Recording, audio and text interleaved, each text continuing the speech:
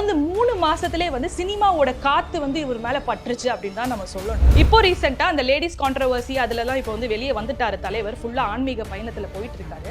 இதுக்கப்புறம் அவருக்கு பிரச்சனை கொடுத்தீங்கன்னா அதை வந்து அவர் பெருசா எடுத்துக்க மாட்டாரு. அந்த ஹேட்ரடையுமே வந்து அன்பால தான் அவர் வந்து சரி பண்ணுவார். ஹாய் ஹலோ வணக்கம் வந்தனம் அண்ட் ஸ்வாகதம். நான் உங்களோட ஜாரா.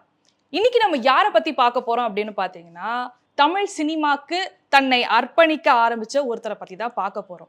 பிறந்து 3 மாசத்திலே வந்து சினிமாவோட காத்து வந்து இவர் மேல பற்றுச்சு அப்படின்னு தான் நம்ம சொல்லணும். ஆத்மன் டாக்டர் சிலம்பரசன் சாரோட 40 இயர்ஸ் ஆஃப் எஸ்டிஆரிசம் பத்தி தான் நம்ம பேச போறோம். எஸ்டிஆர்னாலே ஒவ்வொருத்தருக்கும் ஒவ்வொரு வைப் இருக்கும். அவர் வந்து ஸ்டார்ட் பண்ணது லிட்டில் சூப்பர் ஸ்டார்ல ஆரம்பிச்சு யங் சூப்பர் ஸ்டார்ல இருந்து இப்போ வந்து ஆத்மன் டாக்டர் சிலம்பரசன் நம்ம சொல்லிட்டு இருக்கோம் இல்லையா.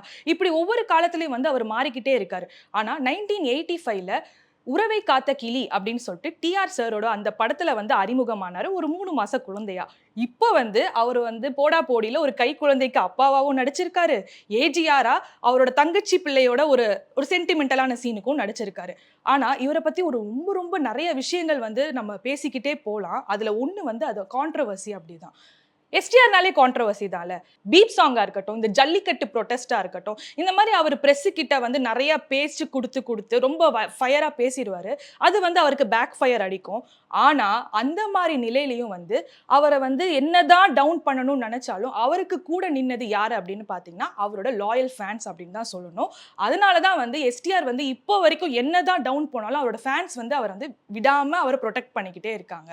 ஸோ அப்படிப்பட்ட எஸ்டிஆர் எப்படி வந்து சினிமாக்குள்ள வந்தாரு? அவர் வந்து 40 வருஷம் ஆயிடுச்சுன்னு சொன்னா நீங்களா நம்புவீங்களா மாட்டீங்களான்னு எனக்கு தெரியல. ஏன்னா சூப்பர் ஸ்டார் ரஜினி சாரே வந்து இந்த 2025ஓட 50 வருஷம் தான் கம்ப்ளீட் பண்றாரு.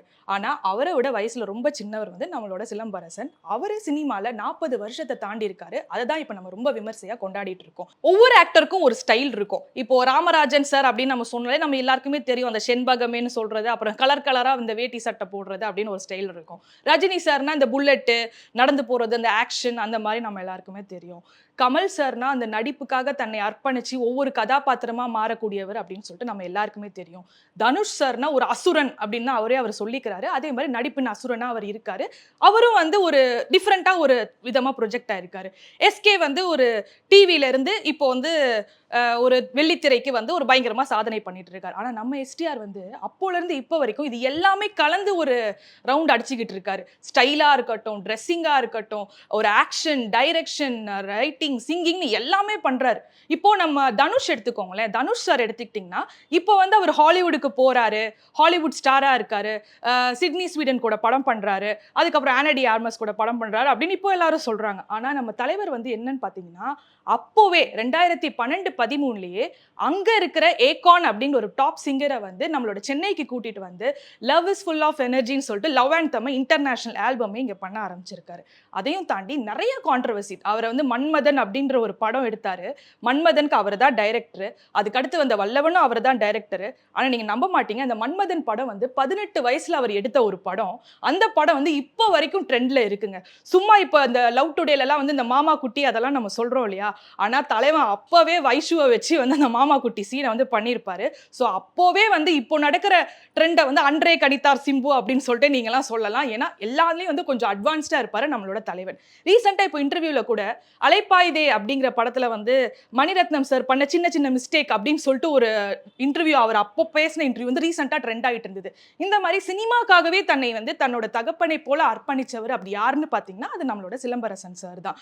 அது மட்டும் இல்லைங்க, நான் சொன்ன மாதிரி தான் லேடிஸ்னாலே வந்து எஸ்டிஆருக்கு வந்து ஒரு அட்ராக்ஷன் ஒரு பக்கம் இருந்தாலும் ஒரு காலத்துல இந்த பீப் சாங் அப்படிங்கிற ஒரு சாங் வந்த காலத்துல மகளிர் சங்கம் அப்படிங்கிறவங்க மொத்தமா அந்த செருப்பு எடுத்து அடிச்சதா இருக்கட்டும், அவரோட போட்டோவை எரிச்சதா இருக்கட்டும், அவர் நடிக்கவே கூடாதுன்னு சொல்லிட்டு ப்ரொடெஸ்ட் பண்ணதா இருக்கட்டும், இப்படி எல்லாமே பண்ணாங்க. ஆனா இப்போ அதே பீப் சாங்கை தான் ஒரு தியேட்டர்லயோ சரி, ஒரு மால்லயோ சரி, இல்ல ஃப்ரெண்ட்ஸ் மொத்தமா போனாலும் சரி, விட்டுட்டு போயிட்டான்னு அழுவாதடா அப்படின்னு சொல்லிட்டு அது ஒரு சூப் சாங்காவே மாதிரி பாடிட்டு இருக்காங்க. சோ இந்த மாதிரி எஸ்டிஆர் வந்து எப்பயுமே வந்து ஒரு ட்ரெண்டுக்குள்ள இருக்கிற ஒருத்தர் அப்படின்னு தான் சொல்லணும். இன்னொரு விஷயம்ங்க, இப்போ ரீசெண்டா ஒரு கான்சர்ட் நடந்தது. நீங்க உங்க எல்லாருக்குமே தெரியும். இன்ஸ்டாகிராம் எப்படி நீங்க தடவுனாலே வந்து ஃபுல்லா தலைவன் தான் வருவார். அப்போல இருந்து இப்போ வரைக்கும் ஒண்ணு இல்ல, அந்த எம்மாடி ஆத்தாடி சாங், லூசு பெண்ணே சாங் அப்படின்னு அவர் அங்க வைப்ரேஷனா ஒரு பெர்ஃபார்மன்ஸ் பண்ண எல்லாமே வந்து இப்போ சோஷியல் மீடியால தெரிச்சுக்கிட்டு தான் இருக்கு.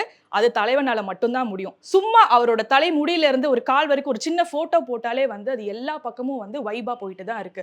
ஸோ அதுல இருந்தே நம்ம எல்லாருக்குமே தெரியும் ஒருத்தர் வந்து திரும்பி திரும்பி திரும்பி வந்து அவரை எக்ஸ்போஸ் பண்ணாதான் அவர் ஒரு பெரிய ஸ்டார்னு கிடையாது. ஒரு 2 வருஷம் கேப் எடுத்தாலும் சரி. ஏன்னா தேசிங்கு பெரியசாமியோட அவர் அடுத்து பண்ணக்கூடிய ஒரு ப்ராஜெக்ட் வந்து இருக்கு இல்லையா, பிளட் அண்ட் பேட்டில். அது அனௌன்ஸ் பண்ணி 2 வருஷம் கிட்ட ஆகப்போகுது.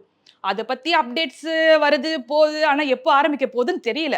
இருந்தாலும் தலைவன் வந்து இப்போ ஒரு கான்செர்ட் வராரா, ஃபுல் சோஷியல் மீடியா ஃபயர் தான். ஸோ இதுதான் நம்ம எஸ்டிஆரோட பவர்.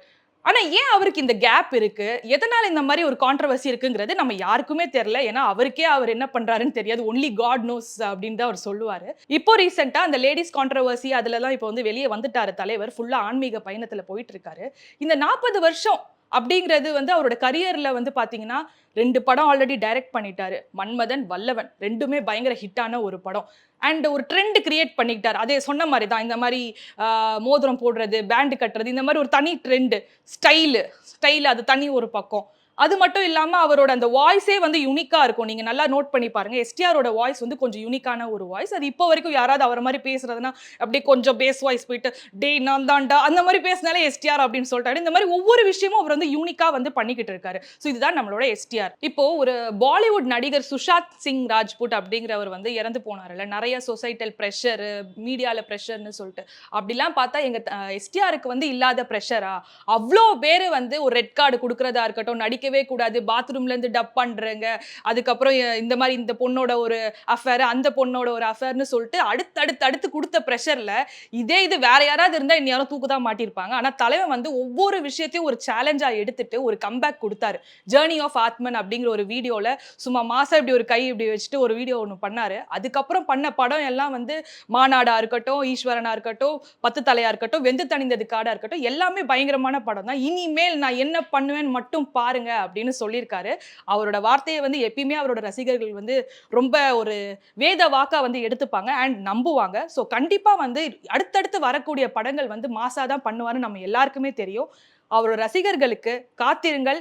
அடுத்தடுத்து பயங்கரமான படம் தலைவன் கண்டிப்பா கொடுத்துட்டு தான் இருப்பாரு. இதுக்கப்புறம் அவருக்கு பிரச்சனை கொடுத்தீங்கன்னா அதை வந்து அவர் பெருசா எடுத்துக்க மாட்டாரு. அந்த ஹேட்ரடையுமே வந்து அன்பால தான் அவர் வந்து சரி பண்ணுவாரு. அதை தான் அவர் நிறைய இடத்துல சொல்லியிருக்கவும் செஞ்சிருக்காரு. நிறைய பேர் அவரை யாரெல்லாம் தப்பா பேசினாங்களோ அவங்க எல்லாருக்குமே வந்து ஒரு ஃப்ளவர் பொக்கே அனுப்புறது, கேக் அனுப்புறது, இப்படிதான் வந்து தலைவன் பண்ணிட்டு இருக்காரு. அந்த தயாரிப்பாளருக்கே ஒரு படம் பண்ணி கொடுத்துருக்காருன்னா பாத்துக்கோங்க. அது என்ன படம்னு உங்க எல்லாருக்குமே தெரியும். சோ இந்த மாதிரி தலைவன் வந்து தனி ரூட் தான். இவர் இப்படி அப்படி ரஜினிக்கு அடுத்து, கமலுக்கு அடுத்து சூப்பர் ஸ்டார் அப்படின்லாம் சொல்ல முடியாது. எஸ்டிஆர்னாலே ஒரு தனி பாணி தான். அந்த எஸ்டிஆர் வந்து 40 இயர்ஸ் இப்ப கடந்து வந்திருக்காரு. இன்னும் ஒரு 50 இயர்ஸ், 60 இயர்ஸ், 70 இயர்ஸ்னு போகணும்னு சொல்லிட்டு நம்ம எல்லாருமே ப்ரே பண்ணிக்கலாம். And congratulations Silambarasan sir. எஸ்டிஆர் ஸ்டைலே வந்து அவருக்கு ஒரு தேங்க்யூ சொல்லிட்டு லவ் யூ சொல்லலாம்னு நினைக்கிறேன். So thank you so much STR. 40 years வந்து சினிமாவை வந்து ரூல் பண்ணிட்டு இருக்கிறதுக்கு, இனிமேலும் ரூல் பண்றதுக்கு. We love you so much. நன்றி, வணக்கம்.